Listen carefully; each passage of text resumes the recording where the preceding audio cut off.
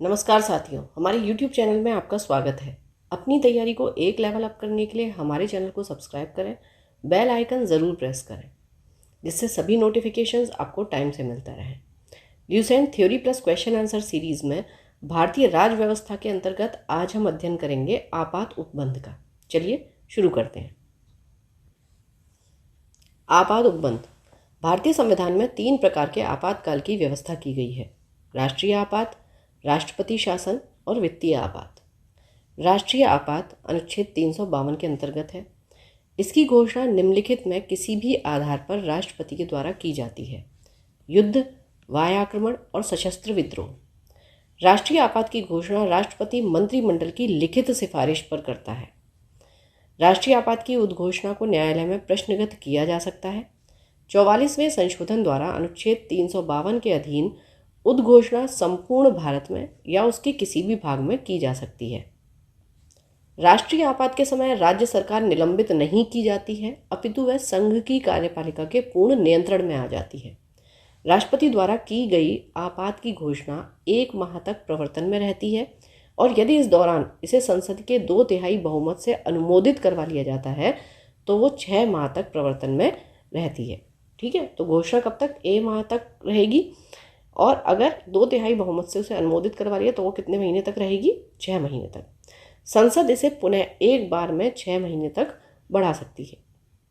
यदि आपात की उद्घोषणा तब की जाती है जब लोकसभा का विघटन हो गया हो या लोकसभा का विघटन 1 मास के अंतर्गत आपात उद्घोषणा का अनुमोदन किए बिना हो गया हो, तो आपात उद्घोषणा लोकसभा की प्रथम बैठक की तारीख से 30 दिन के अंदर अनुमोदित होनी चाहिए, अन्यथा 30 दिन बाद यह प्रवर्तन में नहीं रहेगी।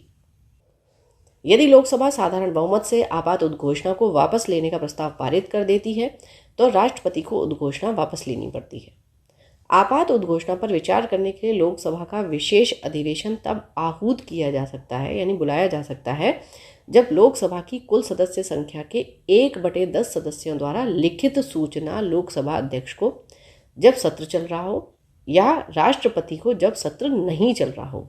ठीक है, तो जो विशेष अधिवेशन है तब कब आहूत किया जाएगा? जब लोकसभा की कुल सदस्य संख्या 1/10 लिखित सूचना लोकसभा अध्यक्ष को कब देगी? जब सत्र चल रहा है, और अगर सत्र नहीं चल रहा है तो वो राष्ट्रपति को देगी।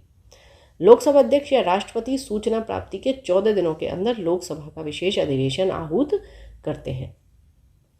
आपातकाल की उद्घोषणा के प्रभाव। जब कभी संविधान के अनुच्छेद 352 के अंतर्गत आपातकाल की उद्घोषणा होती है तो इसके ये प्रभाव होते हैं। क्या क्या होता है? राज्य की कार्यपालिका शक्ति संघीय कार्यपालिका के अधीन हो जाती है। संसद की विधायी शक्ति राज्य सूची से संबद्ध विषयों तक विस्तृत हो जाती है, अर्थात संसद को राज्य सूची में वर्णित विषयों पर कानून बनाने का अधिकार प्राप्त हो जाता है। अतः केंद्र तथा राज्यों के मध्य विधायी शक्तियों के सामान्य वितरण का निलंबन हो जाता है। ठीक है, जो हमारी लिस्ट है तो अब क्या हुआ? वो केंद्र के शासन में आ गई, क्योंकि संसद राज्य सूची पर ऐसे समय में कानून बना सकता है। यद्यपि राज्य विधायिका निलंबित नहीं होती है, संक्षेप में संविधान संघीय की जगह एकात्मक हो जाता है। संसद द्वारा आपातकाल में राज्य के विषयों पर बनाए गए कानून आपातकाल की समाप्ति के बाद 6 माह तक प्रभावी रहते हैं। जब राष्ट्रीय आपातकाल की उद्घोषणा लागू हो तब राष्ट्रपति केंद्र तथा राज्यों के मध्य करों के संवैधानिक वितरण को संशोधित कर सकता है। इसका तात्पर्य है कि राष्ट्रपति केंद्र से राज्यों को दिए जाने वाले धन को कम अथवा समाप्त कर सकता है। ऐसे संशोधन उस वित्त वर्ष की समाप्ति तक जारी रहते हैं जिसमें आपातकाल समाप्त होता है। राष्ट्रीय आपातकाल की स्थिति में लोकसभा का कार्यकाल इसके सामान्य कार्यकाल, जो सामान्य कार्यकाल है 5 वर्ष, से आगे संसद द्वारा विधि बनाकर एक समय में 1 वर्ष के लिए कितने भी समय तक बढ़ाया जा सकता है, किंतु यह विस्तार आपातकाल की समाप्ति के बाद 6 माह से ज़्यादा नहीं हो सकता। उदाहरण के लिए जब 5वीं लोकसभा 1971 से 77 का कार्यकाल 2 बार एक समय में 1 वर्ष के लिए बढ़ाया गया था। अनुच्छेद 358 एवं 359 राष्ट्रीय आपातकाल में मूल अधिकार पर प्रभाव का वर्णन करते हैं। अनुच्छेद 358 अनुच्छेद 19 द्वारा दिए गए मूल अधिकारों के निलंबन से संबंधित है, जबकि 359 अन्य मूल अधिकारों के निलंबन, ठीक है, जिसमें 20 एवं 21 द्वारा प्रदत्त अधिकारों को छोड़कर से संबंधित है। अनुच्छेद 358 के अनुसार जब राष्ट्रीय आपात की उद्घोषणा की जाती है तब अनुच्छेद 19 द्वारा प्रदत्त 6 मूल अधिकार स्वतः ही निलंबित हो जाते हैं। दूसरे शब्दों में, राज्य अनुच्छेद 19 द्वारा प्रदत्त 6 मूल अधिकारों को कम करने अथवा हटाने के लिए कानून बना सकता है अथवा कोई कार्यकारी निर्णय ले सकता है। ऐसी कानून अथवा कार्य को इस आधार पर कि यह अनुच्छेद 19 द्वारा प्रदत्त 6 मूल अधिकारों का उल्लंघन है, चुनौती नहीं दी जा सकती। जब राष्ट्रीय आपातकाल समाप्त हो जाता है, अनुच्छेद 19 स्वतः पुनर्जीवित हो जाता है। 1978 के 44वें संशोधन अधिनियम ने अनुच्छेद 358 की संभावना पर 2 प्रकार से प्रतिबंध लगा दिया है। प्रथम, अनुच्छेद 19 द्वारा प्रदत्त 6 मूल अधिकारों को युद्ध अथवा वाय आक्रमण के आधार पर घोषित आपातकाल में ही निलंबित किया जा सकता है, न कि सशस्त्र विद्रोह के आधार पर। दूसरे, केवल उन विधियों को जो आपातकाल से संबंधित है चुनौती नहीं दी जा सकती तथा ऐसी विधियों के अंतर्गत दिए गए कार्यकारी निर्णयों को भी चुनौती नहीं दी जा सकती है। अन्य मूल अधिकारों का निलंबन। अनुच्छेद 359 राष्ट्रपति को आपातकाल में मूल अधिकारों को लागू करने के लिए न्यायालय जाने के अधिकार को निलंबित करने के लिए अधिकृत करता है। अतः 359 के अंतर्गत मूल अधिकार नहीं अपितु उनका लागू होना निलंबित होता है। वास्तविक रूप में ये अधिकार जीवित रहते हैं, केवल इनके तहत उपचार निलंबित होता है। यह निलंबन उन्हीं मूल अधिकारों से संबंधित होता है जो राष्ट्रपति के आदेश में वर्णित होते हैं।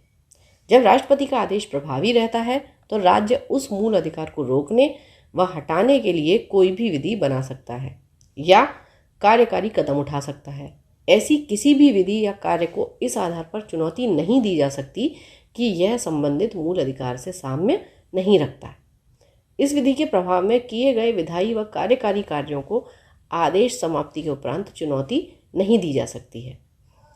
44वां संविधान संशोधन अधिनियम 1978 अनुच्छेद 359 के क्षेत्र में 2 प्रतिबंध लगाता है। क्या क्या? प्रथम, राष्ट्रपति अनुच्छेद 20 तथा 21 के अंतर्गत दिए गए अधिकारों को लागू करने के लिए न्यायालय में जाने के अधिकार को निलंबित नहीं कर सकता है।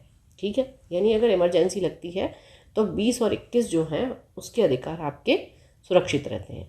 यानी अपराध के लिए दोष सिद्धि के संबंध में संरक्षण का अधिकार 20 तथा प्राण और दैहिक स्वतंत्रता का अधिकार अनुच्छेद 21 आपातकाल में भी प्रभावी रहता है। द्वितीय, केवल उन्हीं विधियों को चुनौती से संरक्षण प्राप्त है जो आपातकाल से संबंधित है, उन विधियों और कार्यों को नहीं जो इनके तहत बनाए गए हैं। अनुच्छेद 358 और 359 में अंतर। अनुच्छेद 358 केवल अनुच्छेद 19 के अंतर्गत मूल अधिकारों से संबंधित है, जबकि अनुच्छेद 359 उन सभी मूल अधिकारों से संबंधित है जिनका राष्ट्रपति के आदेश द्वारा निलंबन हो जाता है।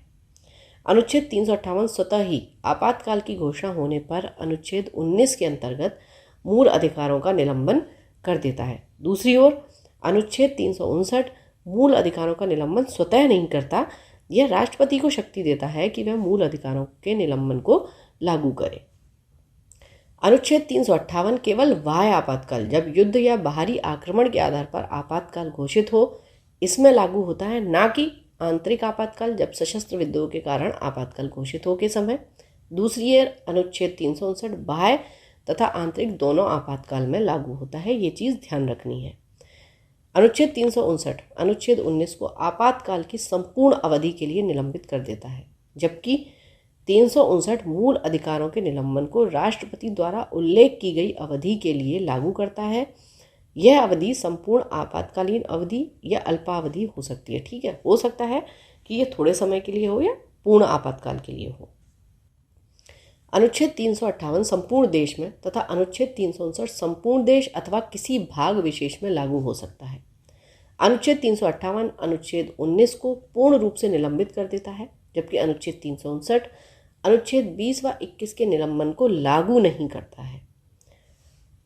अनुच्छेद 358 राज्य को अनुच्छेद 19 के अंतर्गत मूल अधिकारों से साम्य नहीं रखने वाले नियम बनाने का अधिकार देता है, जबकि अनुच्छेद 359 केवल उन्हीं मूल अधिकारों के संबंध में ऐसे कार्य करने का अधिकार देता है जिन्हें राष्ट्रपति के आदेश द्वारा निलंबित किया गया है। अनुच्छेद 352 के अधीन बाह्य आक्रमण के आधार पर आपात की प्रथम घोषणा चीनी आक्रमण के समय 26 अक्टूबर 1962 को की गई थी। यह उद्घोषणा 10 जनवरी 1968 को वापस ले ली गई थी। दूसरी बार आपात की उद्घोषणा 3 दिसंबर 1971 को पाकिस्तान से युद्ध के समय की गई वाय आक्रमण के आधार पर। तीसरी बार राष्ट्रीय आपात की घोषणा 26 जून 1975 को आंतरिक गड़बड़ी की आशंका के आधार पर की गई थी। दूसरी तथा तीसरी उद्घोषणा को मार्च 1977 में वापस ले लिया गया। राज्य में राष्ट्रपति शासन अनुच्छेद 356। अनुच्छेद 356 के अधीन राष्ट्रपति किसी राज्य में यह समाधान हो जाने पर कि राज्य में संवैधानिक तंत्र विफल हो गया है अथवा राज्य संघ की कार्यपालिका के किन्हीं निर्देशों का अनुपालन करने में असमर्थ रहता है तो आपात स्थिति की उद्घोषणा कर सकता है। राज्य में आपात की घोषणा के बाद संघ न्यायिक कार्य छोड़कर राज्य प्रशासन के कार्य अपने हाथ में ले लेता है। राज्य में आपात उद्घोषणा की अवधि 2 मास होती है। इससे अधिक के लिए संसद से अनुमति लेनी होती है। जब यह 6 मास की होती है, अधिकतम 3 वर्ष तक यह एक राज्य के प्रवर्तन में रह सकती है। इससे अधिक के लिए संविधान में संशोधन करना पड़ता है। सर्वप्रथम 20 जुलाई 1951 में पंजाब राज्य में अनुच्छेद 356 का प्रयोग किया गया, भार्गव मंत्रिमंडल के पतन के कारण। सर्वाधिक समय अनुच्छेद 356 का प्रयोग जम्मू कश्मीर राज्य में रहा 19/7/1990 से 9/10/1996 ईस्वी तक। अब बात करते हैं वित्तीय आपात यानी अनुच्छेद 360। अनुच्छेद 360 के तहत वित्तीय आपात की उद्घोषणा राष्ट्रपति द्वारा तब की जाती है जब उसे विश्वास हो जाए कि ऐसी स्थिति विद्यमान है जिसके कारण भारत के वित्तीय स्थायित्व या साख को खतरा है। वित्तीय आपात की घोषणा 2 महीनों के भीतर संसद के दोनों सदनों के सम्मुख रखना तथा उनकी स्वीकृति प्राप्त करना आवश्यक है। वित्तीय आपात की घोषणा उस समय की जाती है जब लोकसभा विघटित हो, तो 2 महीने के भीतर राज्यसभा की स्वीकृति मिलने के उपरांत वह आगे भी लागू रहेगी, किंतु नवनिर्वाचित लोकसभा द्वारा उसकी प्रथम बैठक के आरंभ से 30 दिन के भीतर ऐसी घोषणा की स्वीकृति आवश्यक है। इसकी अधिकतम समय सीमा निर्धारित नहीं की गई है, यानी एक बार यदि इसे संसद के दोनों सदनों से मंजूरी प्राप्त हो जाए तो वित्तीय आपात अनिश्चित काल के लिए तब तक प्रभावी रहेगा जब तक इसे वापस न लिया जाए। राष्ट्रपति वित्तीय आपात की घोषणा को किसी समय वापस ले सकता है। वित्तीय आपात का प्रभाव। उच्चतम न्यायालय, उच्च न्यायालय के न्यायाधीशों और संघ तथा राज्य सरकारों के अधिकारियों के वेतन में कमी की जा सकती है। राष्ट्रपति आर्थिक दृष्टि से किसी भी राज्य सरकार को निर्देश दे सकता है। राष्ट्रपति को यह अधिकार प्राप्त हो जाता है कि वह राज्य सरकारों को यह निर्देश दे कि राज्य के समस्त वित्त विधेयक उसकी स्वीकृति से विधानसभा में प्रस्तुत किए जाएं। राष्ट्रपति केंद्र तथा राज्यों में धन संबंधी विभाजन के प्रावधानों में आवश्यक संशोधन कर सकते हैं, क्योंकि ये वित्तीय आपात है। ठीक है, तो फाइनेंस से रिलेटेड जो भी चीज़ें हैं वो राष्ट्रपति उसमें कर सकते हैं। चलिए, अब आपात उपबंध से संबंधित कुछ क्वेश्चन आंसर्स। भारतीय संविधान के अंतर्गत कितने प्रकार का आपातकाल होता है? 3। भारत का राष्ट्रपति किस प्रकार के आपातकाल की उद्घोषणा कर सकता है? सभी, चाहे वो राष्ट्रीय हो, वित्तीय हो, राज्य संवैधानिक आपातकाल हो। संविधान के किस अनुच्छेद के तहत राष्ट्रीय आपातकाल की उद्घोषणा राष्ट्रपति करता है? अनुच्छेद 352। अब तक कितनी बार राष्ट्रीय आपातकाल की उद्घोषणा राष्ट्रपति द्वारा की जा चुकी है? 3 बार। राष्ट्रपति राष्ट्रीय आपातकाल की उद्घोषणा किन परिस्थितियों में कर सकता है? तो युद्ध हो, सशस्त्र विद्रोह हो, वाय आक्रमण, इनमें से सभी। वाय आक्रमण के आधार पर अब तक राष्ट्रपति ने कितनी बार राष्ट्रीय आपातकाल की उद्घोषणा की है? 2 बार। आंतरिक अशांति के आधार पर अब तक कितनी बार राष्ट्रीय आपातकाल की उद्घोषणा राष्ट्रपति द्वारा की गई है? 1 बार। देश में पहली बार राष्ट्रीय आपातकाल की उद्घोषणा कब की गई? 26 अक्टूबर 1962। देश में दूसरी बार राष्ट्रीय आपातकाल की उद्घोषणा कब की गई? 3 दिसंबर 1971। राष्ट्रपति ने तीसरी बार राष्ट्रीय आपातकाल की उद्घोषणा कब की गई थी? 26 जून 1975 को। तीसरी बार राष्ट्रीय आपातकाल की उद्घोषणा राष्ट्रपति ने किस आधार पर की थी? आंतरिक अशांति के आधार पर। प्रथम राष्ट्रीय आपातकाल की उद्घोषणा के समय देश के राष्ट्रपति कौन थे? Doctor S Radhakrishnan. द्वितीय राष्ट्रीय आपातकाल की उद्घोषणा के समय देश के राष्ट्रपति कौन थे? वीवी गिरी। 1975 में तीसरे राष्ट्रीय आपातकाल की उद्घोषणा किसने की थी? फखरुद्दीन अली अहमद। 1975 के राष्ट्रीय आपातकाल की उद्घोषणा के संबंध में कौन सा कथन सही है? मंत्रिमंडल के अनुमोदन के पूर्व ही प्रधानमंत्री की सिफारिश पर राष्ट्रपति ने यह उद्घोषणा कर दी थी तीसरे आपातकाल की। 44वें संविधान संशोधन अधिनियम 1978 के अनुच्छेद 352 में किस शब्द के स्थान पर सशस्त्र विद्रोह शब्द रखे गए? तो आंतरिक अशांति के स्थान पर सशस्त्र विद्रोह रखा गया। राष्ट्रीय आपातकाल की उद्घोषणा को संसद के समक्ष उसकी स्वीकृति हेतु रखा जाना आवश्यक है 1 माह के अंदर। राष्ट्रीय आपातकाल की अधिकतम अवधि की सीमा है, कोई सीमा नहीं है। राष्ट्रपति राष्ट्रीय आपात की घोषणा कर सकते हैं तब जब उन्हें ऐसा करने के लिए केंद्रीय कैबिनेट का लिखित निर्णय प्राप्त हो। राष्ट्रीय आपात की उद्घोषणा का स्वतः प्रभाव होता है अनुच्छेद 20 व 21 के अंतर्गत प्राप्त मूल अधिकारों को छोड़कर शेष सभी मूल अधिकारों का निलंबन। राष्ट्रीय आपातकाल में संविधान की संघीय प्रकृति का क्या होता है? वो वैसी की वैसी ही बनी रहती है। 44वें संविधान संशोधन के पश्चात राष्ट्रपति को निम्नलिखित परिस्थितियों में राष्ट्रीय आपातकाल घोषित करने का अधिकार प्राप्त है: युद्ध, वायाक्रमण या सशस्त्र विद्रोह से उत्पन्न परिस्थिति में। राष्ट्रपति राष्ट्रीय आपातकाल की घोषणा कर सकते हैं कब? हथियारबंद विद्रोह के आधार पर, बाहरी आक्रमण के आधार पर और युद्ध के आधार पर। इन सभी भारतीय संविधान के अनुच्छेद 352 के अनुसार राष्ट्रीय आपात की घोषणा निम्नलिखित में से किन परिस्थितियों में की जा सकती है? तो इन सभी परिस्थितियों में युद्ध हो, वाया आक्रमण हो, सशस्त्र विद्रोह। संसद के दोनों सदनों को कितने दिनों के अंदर युद्ध अथवा बाहरी आक्रमण के कारण उत्पन्न आपातकालीन स्थिति की घोषणा करने की मंजूरी देनी चाहिए? 1 महीने में। युद्ध या वाया आक्रमण के कारण की गई आपातकाल की घोषणा उसका संसद द्वारा अनुमोदन होना चाहिए 1 महीने में। ठीक है, सेम क्वेश्चन है, बस अलग तरीके से पूछ लिया गया है। संविधान के किस अनुच्छेद के तहत राज्यों में संवैधानिक तंत्र के विफल होने पर राष्ट्रपति शासन लागू किया जाता है? अनुच्छेद 356। किसी राज्य में राष्ट्रपति शासन की उद्घोषणा किस व्यक्ति के प्रतिवेदन मिलने पर राष्ट्रपति करता है? राज्य के राज्यपाल।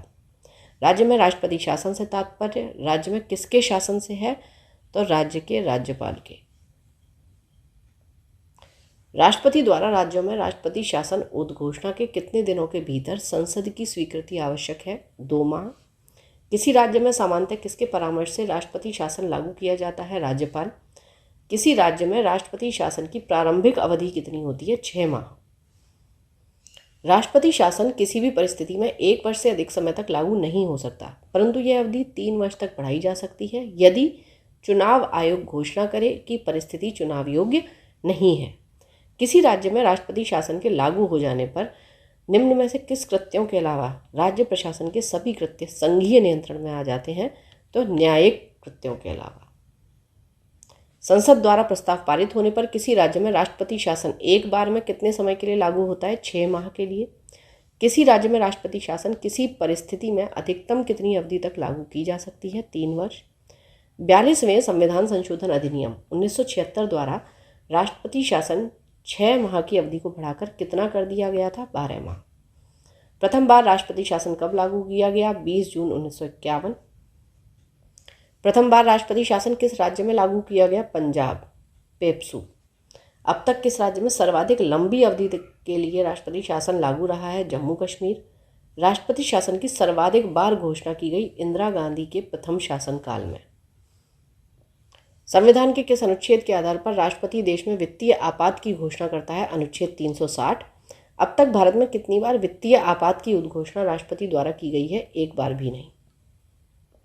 निम्नलिखित में से कौन सी ऐसी आपात स्थिति है जिसकी घोषणा अभी तक भारत में नहीं हुई है? तो वो है वित्तीय आपात की स्थिति। वित्तीय आपात स्थिति के दौरान राज्य विधानमंडलों द्वारा पारित सभी वित्त विधेयकों को निम्नलिखित में से किसके विचारार्थ आरक्षित रखा जाता है? राष्ट्रपति के। वित्तीय आपात के दौरान राष्ट्रपति राज्य के किस प्रकार के विधेयकों की स्वीकृति के लिए प्रस्तुत किए जाने के लिए बाध्य कर सकता है? वित्तीय विधेयक। चलिए, तो यहाँ हमारा ये टॉपिक कंप्लीट होता है, आपात उपबंध। पढ़ते रहिए, रिवीजन ज़रूर करते रहिए। Thank you for watching, keep learning, stay with me.